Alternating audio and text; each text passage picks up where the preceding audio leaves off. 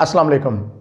FSc part 1 physics chapter number 3 motion and force का जो topic आज हम डिस्कस करने जा रहे हैं वो है elastic and in elastic collision. हम सबसे पहले आपको कोलिजन को डिफाइन करके बताते हैं कि कोलिजन क्या होती है, देन हम इलास्टिक और इन इलास्टिक कोलिजन के दरमियान आपको फर्क वाज़ेह करेंगे। तो आइए डिफाइन करते हैं कि कोलिजन क्या है।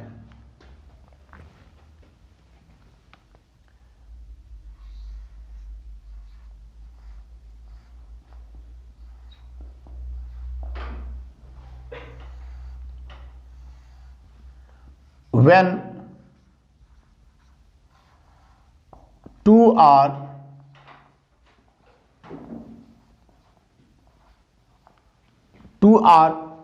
more object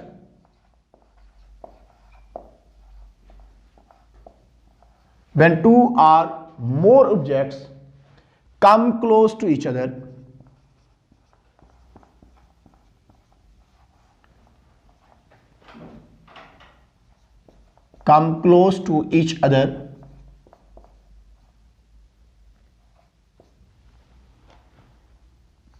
then there is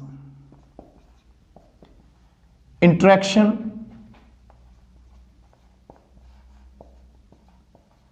between them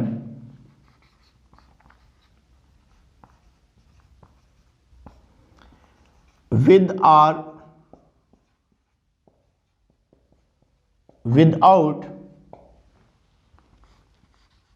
the presence of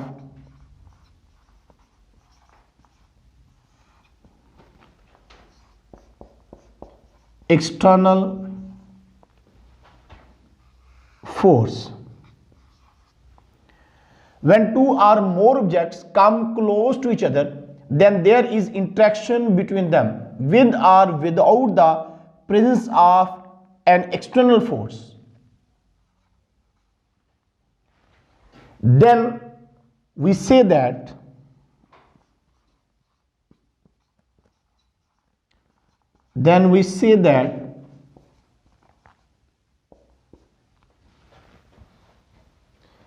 collision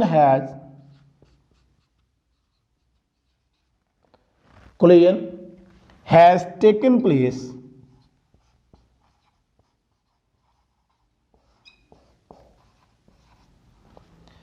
between them। जब दो या इससे ज्यादा ऑब्जेक्ट को एक दूसरे के करीब लाया जाता है तो इनके दरमियान एक बाहमी रिलेशनशिप बन जाता है, और वो रिलेशनशिप जो है वो एक्सटर्नल फोर्स के लगाने से भी हो सकता है और एक्सटर्नल फोर्स के ना लगाने से भी हो सकता है। तो हम इसको कहते हैं कि ये कोलिजन है। अब देखिएगा कि अगर हमारे पास दो बॉल्स हैं, ये अगर इनको एक दूसरे के करीब लेके आया जाता है, जैसे देखिएगा ये मेरे पास दो बॉल्स हैं, इनको एक दूसरे के करीब लेके आते हैं तो इनकी क्या होगी है, इनकी कोलिजन होगी है। इसी तरह से अगर मेरे पास दो चार्ज हैं, एक पॉजिटिव चार्ज है और दूसरा भी पॉजिटिव चार्ज है, तो ये एक दूसरे को क्या करते हैं, रिपेल कर रहे हैं। यानी ये हमारे पास चार्जेस का रिपेल करना बता रहा है कि इनके दरमियान भी कोई फोर्स है जिसको फोर्स ऑफ रिपल्शन का हम नाम देते हैं। तो इसलिए मैंने यहां पे लिखा था कि जब दो या दो से ज्यादा ऑब्जेक्ट जो है इनको एक दूसरे के करीब लाया जाता है तो in the presence of an external force with और विदाउट, एक्सटर्नल फोर्स जो लिखा मैंने वर्ड, इससे पहले मैंने लिखा था विद और without the presence of an external force, then we say that collision has taken place between them. तो फिर हम कहते हैं कि इनके दरमियान बॉडीज के टकराव हुआ है। और वो कोलिजन जो है वो किस टाइप की हो सकती है, वो दो तरह की कोलिजन हमारे पास हो सकती है। जरा देखिएगा कैसे।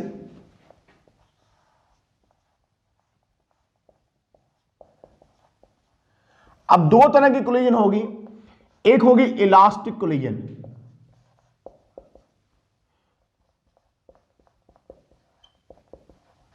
और एक होगी in elastic collision.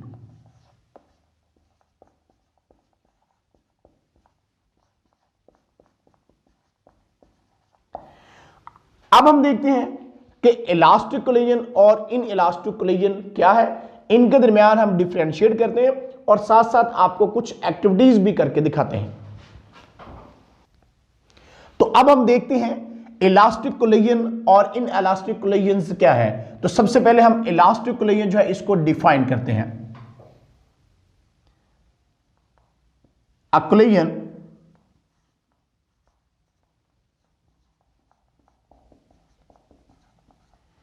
in which kinetic energy of the system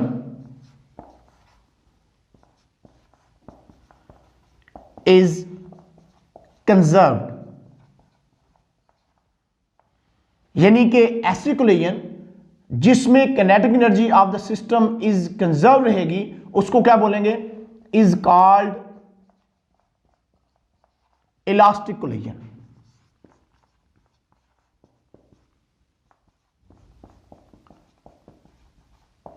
यानी काइनेटिक एनर्जी जो इन हो रही है और काइनेटिक एनर्जी जो आउट हो रही है वो हमारे पास क्या होगी, वो बराबर होगी। यानी initial kinetic energy of the system जो है और final kinetic energy of the system जो है वो क्या होगी, बराबर होगी। जरा देखिएगा, यहां पे हमारे पास न्यूटन क्रेडल है, तो इसमें मैं इन स्टील बॉल्स को अगर एक बॉल को यहां से रिलीज करता हूं तो आप जरा देखिएगा जितनी हाइट से मैं एक बॉल को छोड़ता हूं तो इस वाली साइड से उतनी हाइट से ये बॉल उधर जाएगी। इसी तरह से अगर मैं दो बॉल्स को छोड़ता हूं, आप देखिएगा जरा, मैं दो बॉल्स को छोड़ता हूं तो दो बॉल्स उधर जा रही हैं, यानी इनकी काइनेटिक एनर्जी क्या रह रही है, कंजर्व रह रही है। फिर से देखिएगा जरा, मैं अगर एक बॉल को जितने डिस्टेंस पे इधर से छोड़ूंगा तो आप देखिएगा जरा कि हमारे पास ये बॉल उतने डिस्टेंस पे यहां से जाएगी। अब देखिएगा जरा, जितने डिस्टेंस पे मैंने इस बॉल को छोड़ा तो स्टील बॉल जब उससे टकरा रही है तो इसकी एनर्जी क्या रह रही है, इसकी एनर्जी कंजर्व रह रही है। अब इलास्टिक कोलिजन के अंदर काइनेटिक एनर्जी जिसको हम कह रहे हैं कंजर्व रह रही है, तो क्या इसमें एनर्जी का लॉस नहीं होता? इसका आंसर वीडियो में आगे चल के मैं आपको देता हूं। अब हम डिफाइन करते हैं कि इन इलास्टिक कोलिजन क्या है। A collision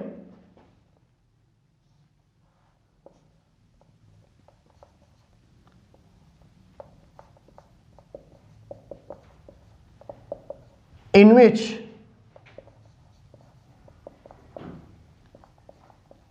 kinetic energy of the system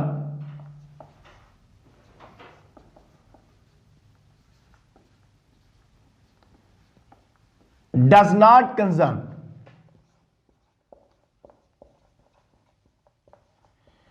यानी ऐसी कोलिजन जिसके अंदर सिस्टम की काइनेटिक एनर्जी जो है वो कंजर्व नहीं रहती, मुश्किल नहीं रहती, उसको हम बोलते हैं इन इलास्टिक कोलिजन। आप देखिएगा जरा कि इसमें जो काइनेटिक एनर्जी हमारे पास है यानी इन हो रही है वो does not be equal to kinetic energy जो हमारे पास आउट हो रही है। या इसको आप ऐसे भी कह सकते हैं कि काइनेटिक एनर्जी हमारे पास जो इनिशियल है यानी इनिशियल काइनेटिक एनर्जी वो क्या होगी, वो ग्रेटर होगी किससे, फाइनल काइनेटिक एनर्जी से। इनिशियल काइनेटिक एनर्जी ग्रेटर होगी फाइनल काइनेटिक एनर्जी से, तो ऐसी कोलिजन हमारे पास इनइलास्टिक कोलिजन होगी। आप देखिएगा जरा, हमारे पास ये एक बॉल है, इस बॉल को जब मैं इस सैंड के ऊपर, रेत के ऊपर इसको फॉल करता हूं तो बजाय इसके ये इतनी हाइट पे वापस आए, आप देखिएगा जरा क्या होता है। तो इस रेत के अंदर ये बाल दनस जाता है। फिर से देखिएगा जरा, ये बाल इस रेत के अंदर दनस गया और वापस नहीं आया। हमने इससे पहले बोला आपको इलास्टिक कोलिजन के केस में हमारे पास बाल जो है वो आपको इस तरह से करके हमने मूव करवा के दिखाया था कि इसमें किनेटिक एनर्जी कंजर्व रहती है, इन इलास्टिक कोलिजन में किनेटिक एनर्जी कंजर्व नहीं रहती। लेकिन अब क्वेश्चन यहां पे ये आता है कि अगर हमारे पास ऐसा हो कि हम इस बाल को गिराते हैं और ये उतनी हाइट पे वापस आती है, तो क्या इसके लिए बाल का हार्ड होना जरूरी है? जिस सरफेस पे हम गिरा रहे हैं क्या वो भी हार्ड होनी चाहिए? तो क्वेश्चन का आंसर ये है यस। अगर आप इस बाल को इस सैंड के ऊपर गिराते हैं तो ये इस सैंड के अंदर जब गई, दनस गई है, यानी इसने अपने किनेटिक एनर्जी को कंजर्व नहीं किया, इसने अपनी किनेटिक एनर्जी का लॉस कर लिया है। लेकिन अगर हम इसी बाल को एक सख्त हार्ड मार्बल फ्लोर के ऊपर गिराते हैं तो ये बाल अपनी इनिशियल किनेटिक एनर्जी को अचीव करती है। जरा देखिएगा, तो हमारे पास फिर से देखिएगा जरा, इसको आप वीडियो को स्लो करके देखें तो आपको वाज़ेह फर्क नजर आ रहा होगा। यानी कि हमारे पास ये बाल जो है, इसकी जो यानी बाल को जब हम यहां तक ऊपर आती है, यानी यहां से बाल जो है वो यहां पे चला गया है, यानी इसकी अगर हम देखें कि इनिशियल हाइट ये है, तो जब इसने ऊपर आना है तो बाद में इसकी हाइट में कुछ फर्क आ जाता है। तो हाइट में फर्क यहां पे जो आ रहा है, तो इसके बावजूद हम इसको इलास्टिक कोलिजन कह देते हैं, बिकॉज ये इलास्टिक कोलिजन के ज्यादा करीब है। लेकिन अगर हम सैंड के केस में देखें तो तब ये बाल ऊपर नहीं आया, तो धनुष के इसके अंदर, तो ये क्योंकि इन इलास्टिक के ज्यादा करीब है इसलिए हमने इसको इन इलास्टिक कोलिजन बोल दिया। तो जब इलास्टिक कोलिजन है तो हमारे पास बाल जो है वो इनिशियल हाइट को अप्रोच करती है। आप कह सकते हैं कि 90% उसको क्या कर रही है, अप्रोच कर रही है, इलास्टिक कोलिजन के अंदर आ रही है। लेकिन इन इलास्टिक कोलिजन के केस में ऐसा नहीं हुआ, बाल सैंड के अंदर धंस गया है। तो इसका मतलब क्या ऐसा केस कोई मौजूद है हमारे पास जिसमें किनेटिक एनर्जी का इतना भी लॉस ना हो, तो उसको बोलते हैं perfectly elastic collision. Perfectly elastic collision कौन सी होती है? A collision in which no loss of kinetic energy, जिसमें किनेटिक एनर्जी का कोई भी लॉस नहीं होगा, उसको हम बोलेंगे कि ये कोलिजन परफेक्टली इलास्टिक कोलिजन है। जरा देखिएगा, इसकी डिफाइन लिखता हूं। आइडियल केस के अंदर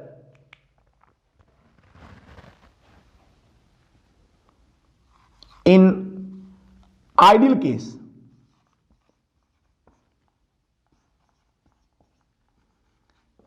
when no loss of kinetic energy या when no kinetic energy is lost, जब कोई भी kinetic energy लॉस नहीं होगी, the collision is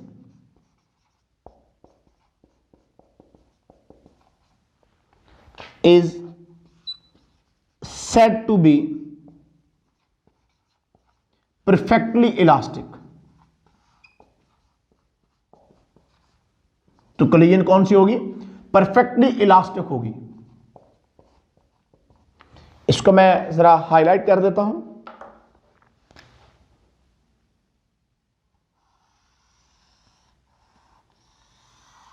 तो जिसमें कुछ भी किनेटिक एनर्जी का लॉस नहीं होगा, उसको हम बोलेंगे कि ये हमारे पास जो कोलिजन है ये परफेक्टली इलास्टिक है। तो ये बहरहाल आइडियल केस के अंदर ऐसा होता है। अब इलास्टिक कोलिजन के केस में जो फोर्स है वो कैसे एक्ट करती है, तो आप पॉइंट्स को साथ साथ नोट करते जाएं। फोर्स एक्ट क्विकली, और इनइलास्टिक कोलिजन में force act slowly. Elastic collision के केस में फोर्स तेजी के साथ एक्ट करती है, इन इलास्टिक कोलिजन के केस में फोर्स स्लोली एक्ट करती है। आप देखिएगा जरा यहां पे कि कैसे।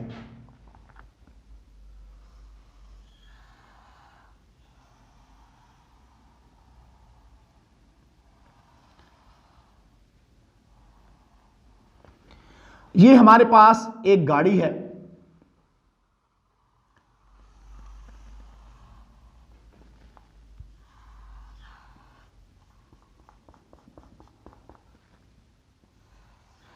अब गाड़ी मूव करके जा रही है और यहां पे कोई ऑब्स्टिकल है जिससे गाड़ी ने स्ट्राइक करना है।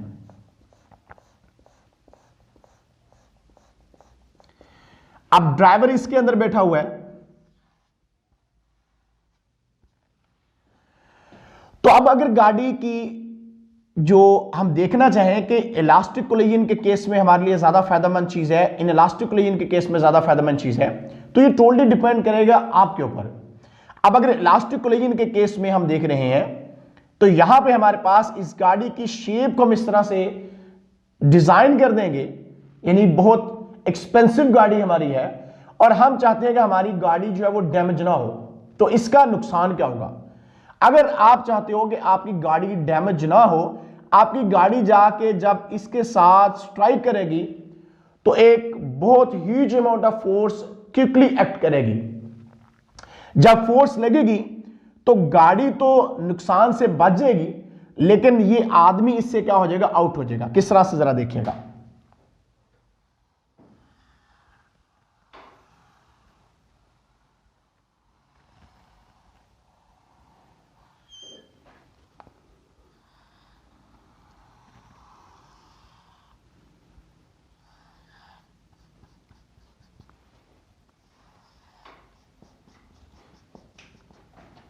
तो गाड़ी जाके इस ऑब्स्टिकल से टकराई,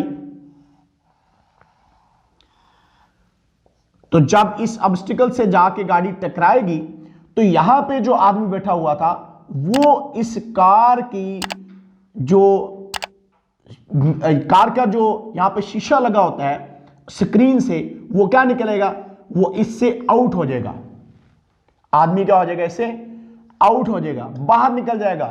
तो अब देखें आप कि किसको आप बचाना चाहते हैं? आप गाड़ी को सेव करना चाहते हैं या इस आदमी को सेव करना चाहते हैं? बहरहाल अभी इलास्टिक कोलिजन के केस में तो आपने गाड़ी को सेव किया, आपने गाड़ी बचा ली है, लेकिन इस आदमी पे इतनी ह्यूज अमाउंट ऑफ फोर्स लगी है कि आदमी इससे बाहर चला गया है। अब अगर हम देखें तो इसमें हमारे पास डिफॉर्मेशन जो आई है, हमारे पास डिफॉर्मेशन गाड़ी में नहीं आई, गाड़ी की शेप में कुछ चेंज नहीं आया, तो आदमी उससे बाहर चला गया, आदमी के लिए खतरा है। लेकिन अगर हम बात करें कि फोर्स एक्ट स्लोली, इसमें फोर्स तेजी के साथ एक्ट किया है, अगर हम फोर्स को स्लोली एक्ट करवाना चाहते हैं तो फिर क्या होगा? जरा देखिएगा। यहां पे मैं ऐसी गाड़ी बनाता हूं,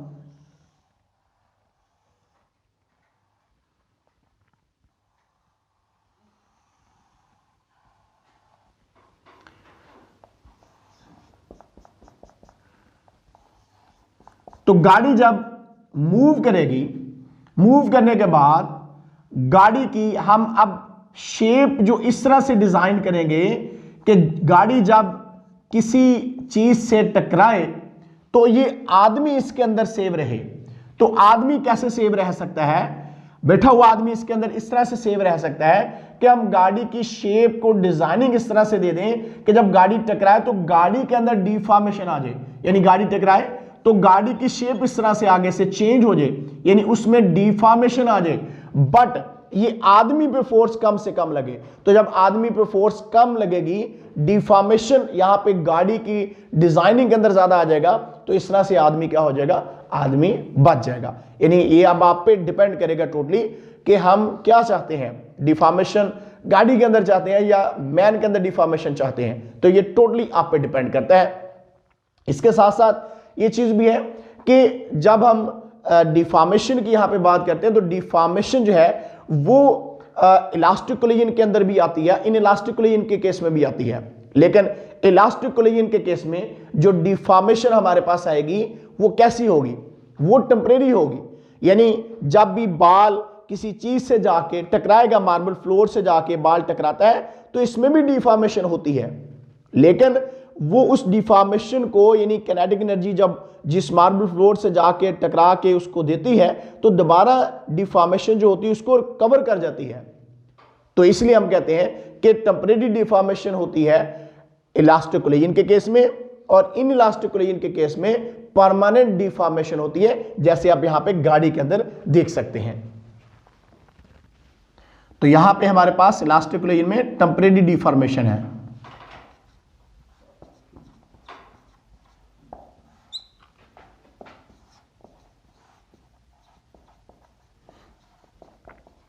यानी आरजी बगाड़ उसमें आता है। और अगर हम इन इलास्टिक कोलिजन में बात करें तो यहां पे हमारे पास परमानेंट डिफॉर्मेशन आता है।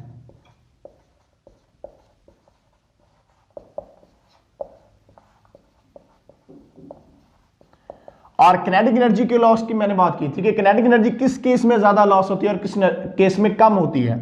तो ये इलास्टिक कोलिजन के केस में किनेटिक एनर्जी जो है वो वेरी स्मॉल लॉस होता है उसका, a very small kinetic energy is lost। तो यहां पे kinetic एनर्जी जो है वो कम उसका लॉस होता है। और अगर हम बात करें इन इलास्टिक कोलिजन की तो large amount of kinetic energy is lost, a large amount of kinetic energy is loss.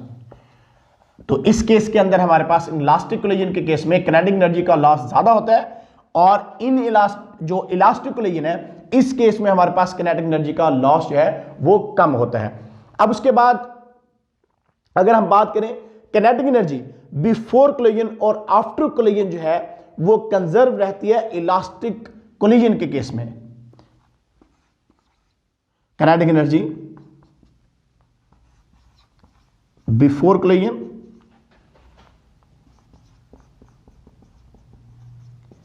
And after collision conserved. यानी बाल्स का टकराने से पहले और टकराने के बाद मोमेंटम जो होता है वो कंजर्व रहता है। ये law of conservation of momentum की वीडियो में हमने बताया था आपको, मैं डिस्क्रिप्शन में उस वीडियो का लिंक दूंगा, आप उस वीडियो को देखिएगा। तो किनेटिक एनर्जी बिफोर कोलिजन और आफ्टर कोलिजन क्या रहेगी, कंजर्व रहेगी। कैसे कंजर्व रहेगी कि जैसा मैंने पहले बताया आपको कि जब बाल्स इस तरह से जाके टकराती है, ये स्टील की बाल है, ये टकरा रही है, आप देखिएगा तो ये किनेटिक एनर्जी इनकी क्या रह रही है, इनिशियल किनेटिक एनर्जी और फाइनल किनेटिक एनर्जी बराबर है, यानी कि किनेटिक एनर्जी इसकी क्या रह रही है, कंजर्व रह रही है। फिर से देखिएगा जरा, तो इस केस में किनेटिक एनर्जी हमारे पास कंजर्व रहती है। अगर हम बात करें इन इलास्टिक कोलिजन की तो इस केस के अंदर हमारे पास किनेटिक एनर्जी जो है before and after collision does not conserve. kinetic energy before and after collision does not conserve. तो इनइलास्टिक कोलिजन में हमारे पास काइनेटिक एनर्जी जो है वो कंजर्व नहीं रही है, बिकॉज इन इलास्टिक कोलिजन में हम देखते हैं तो काइनेटिक एनर्जी जो है वो उसका लॉस हो जाता है। कैसे होता है इसका वीडियो में आगे चल के आपको बताता हूं। तो इलास्टिक कोलिजन में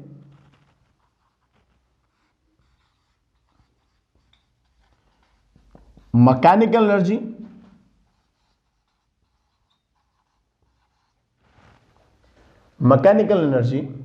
is not dissipated.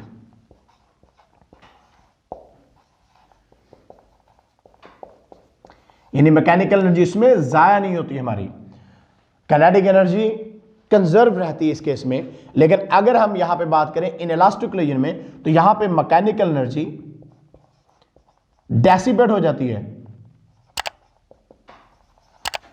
Mechanical energy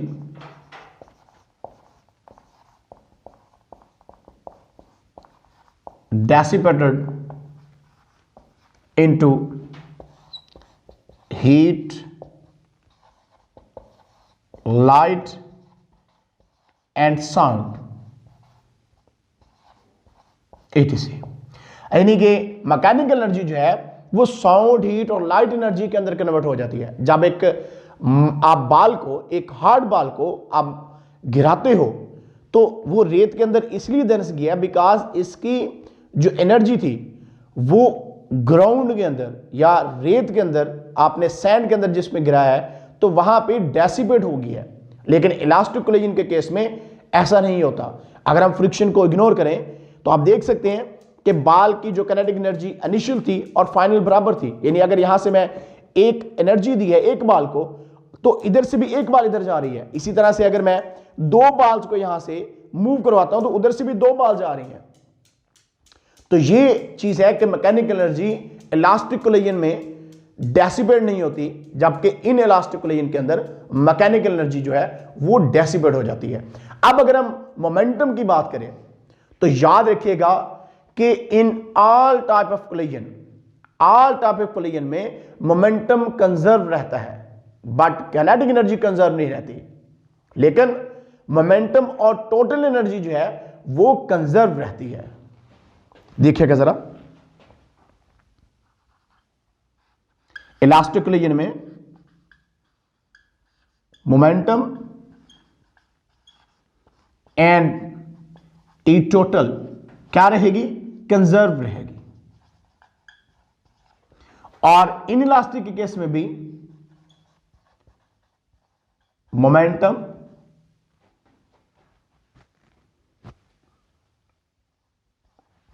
and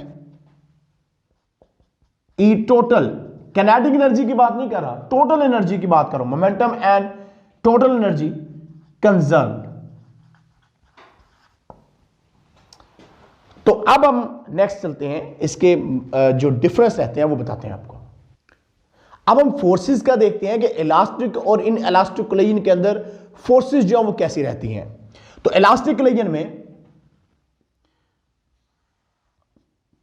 forces involve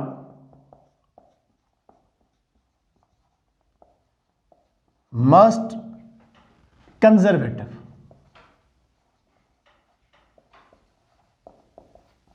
force कैसी होगी? फोर्सेस कैसी होंगी? कंजर्वेटिव रहेंगी फोर्स, मुश्किल रहेंगी फोर्सेस। जबकि अगर हम इन इलास्टिक कोलिजन की में बात करें, some are all forces, some are all forces involved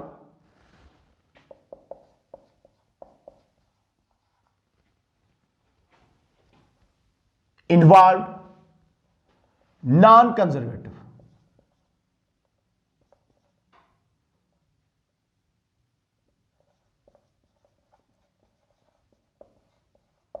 यानी वो क्या रहेगी? वो नॉन कंजर्वेटिव होगी, या आप ये भी कह सकते हैं may be not conservative, may be non conservative.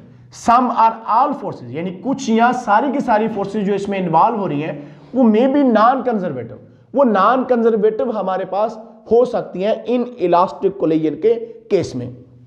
अब अगर देखें इलास्टिक कोलिजन में क्या होता है, इलास्टिक कोलिजन में जब दो बाल्स हैं या आप कह सकते हैं दो कार्स आपस में कोलाइड करती हैं तो वो क्या होता है उनका, आप जरा देखिएगा।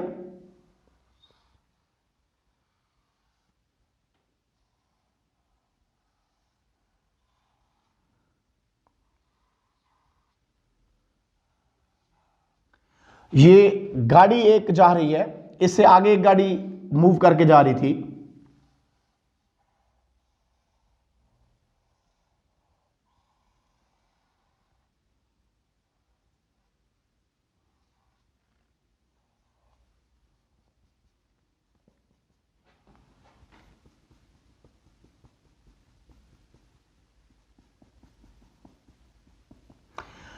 तो जब ये गाड़ी जाएगी तो ये गाड़ी इससे स्ट्राइक करेगी।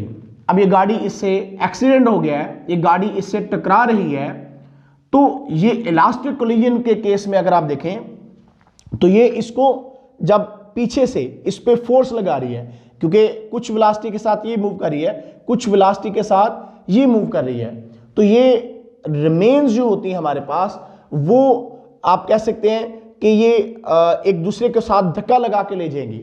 इस तरह से अगर इन इलास्टिक कोलिजन के केस में देखें तो वहां पे हमारे पास ऐसी चीज नहीं थी।